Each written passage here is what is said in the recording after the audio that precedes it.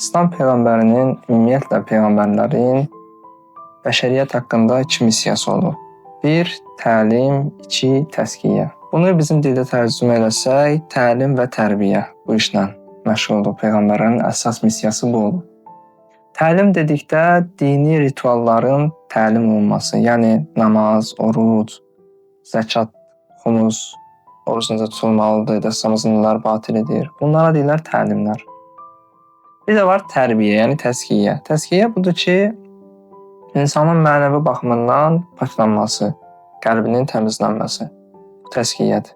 Biri zahirlə məşğul olur, biri də daxillə. Biz adətən dini ritualları yerinə yetirməklə elə bilirik ki, əsas hədəfə çatmışıq. Yəni artıq dindarıq, Allahın istədiyi bəndələrik. Yəni mən namaz, oruc tuturam, zəkat verirəm, xumus verirəm.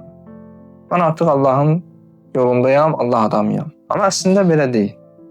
İnsan o vaxt Allah adamı olur, o vaxt Allaha yaxın olur, o vaxt Allahın əziz bəndəsi olur, onun qəlbi paklaşanda, yəni təzkiyə baş verəndə. Bizim hədəfimiz kamillikdir.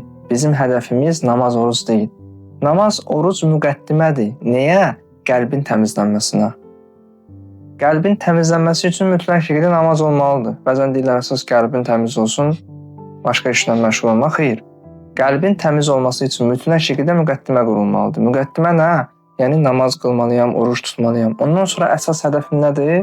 Kamala doğru, yəni qəlbimin təmizlənməyidir.